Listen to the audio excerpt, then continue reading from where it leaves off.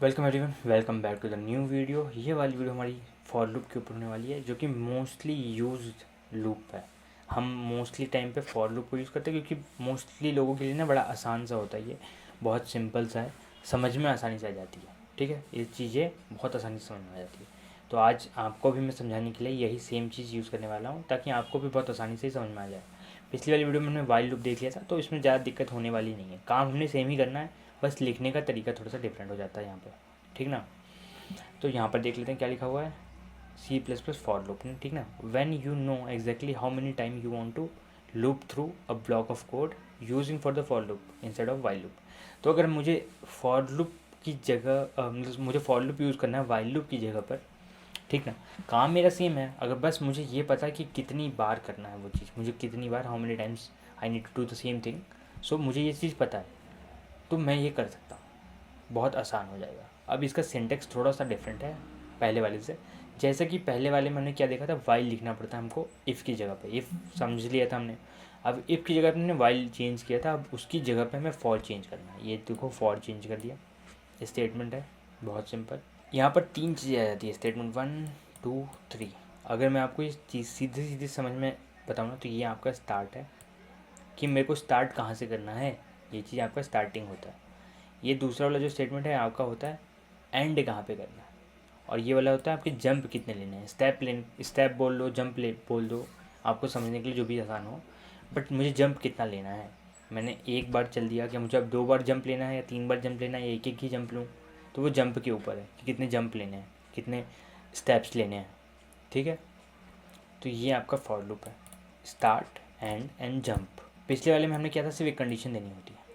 Simple सी बात थी, एक कंडीशन देनी थी हमको कि ये अगर जब तक ट्रू है तब तक वो चलता है। वो जो आपका ट्रू वाला चीज़ था, जो हमने वाइल लूप के अंदर लिखा था, जो हमने इफ़ के अंदर लिखा था, वो ये स्टेटमेंट 2 है।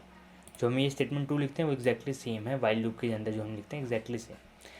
और जो ये पहला वाला है ना, जैसे मैंने एक वेरिएबल मैंने बाहर से बनाया था इंट, अगर आप पिछला वाला देखो, मैं आपको दिखाता हूँ एक सेकेंड। जैसे मैंने ये बनाया था इंट आई इक्वल्स टू 0, ये चीज़ एग्जैक्टली सेम है इस वाले स्टेटमेंट 1 के बराबर। ठीक ना।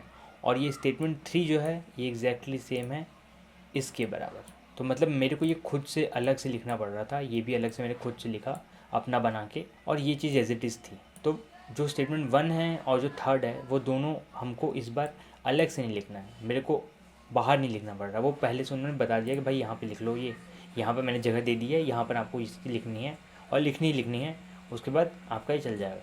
आप नहीं भी लिखोगे तो दूसरा तरीका इस्तेमाल करोगे, बट कैसे ना कैसे करके आपको ज़रूरत उसकी पड़ने वाली ही है। ठीक है, एक और फाइल बनाते हैं हम और इसका नाम लिखते हैं फॉर लूप डॉट cpp। अब मैं इसको थोड़ा सा कॉपी कर लेता हूँ। ठीक है, ये आपका वाइल था जो आपने समझ लिया। मैं इसको कमेंट कर देता हूँ, थोड़ा इसको कमेंट कर देते हैं। ठीक ना, हमने इसको कमेंट कर दिया। अब फॉर लूप लिखने में हमने कोई भी चीज़, ठीक ना, फॉर लूप लिखने में हमने कुछ खास अलग सा नहीं करना। मैंने ये चीज़ आपको पहले बता दिया कि ये चीज़ क्या है, स्टेटमेंट 1 है, जैसा कि यहाँ पर दिया हुआ स्टेटमेंट 1 है, स्टेटमेंट 2 चाहिए, स्टेटमेंट 3 चाहिए, 3 स्टेटमेंट मेरे को चाहिए। और मैंने आपको क्या बताया कि स्टेटमेंट 1 जो है एग्जैक्टली सेम है जो आपने वाइल में यूज़ किया, बस ये वाला पार्ट है। तो अगर मैं इस वाले पार्ट को कॉपी कर लूँ और स्टेटमेंट 1 में डाल दूँ तो कोई दिक्कत है? कोई दिक्कत ही नहीं है। ठीक है, आपने बोला स्टेटमेंट 2, अगर मैं इस वाली चीज़ को कॉपी करके स्टेटमेंट 2 में डाल दूँ जो कि हमेशा सेम ही रहे, कोई दिक्कत है? कोई दिक्कत नहीं। अगर इस वाले स्टेटमेंट को चेंज करके मैं यहाँ पर डाल दूँ तो क्या कोई दिक्कत है? कोई दिक्कत नहीं है। तो आपके तीनों स्टेटमेंट हो गए हैं।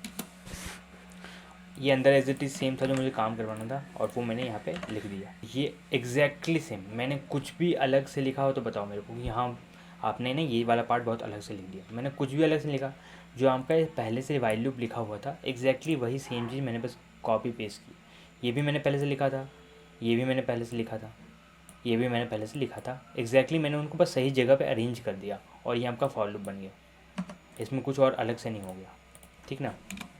अगर मैं अब इसको चला के दिखाऊँ तो रिजल्ट आपका एग्जैक्टली सेम ही आएगा। ये देखो, आपका रिजल्ट एग्जैक्टली सेम आ गया, 10 बार ये प्रिंट हो गया, और ऐसा कुछ भी अलग से काम नहीं किया हमने। बहुत ही सिंपल तरीका था। आपका स्टार्ट है, ये आपका एंड है कि जहाँ जाना है, ये आपका थर्ड है। तो स्टेटमेंट 1 2 एंड दिस इज़ 3, और मैंने इनको कॉपी करके वही सेम चीज़ कर दिया और ये चल गया।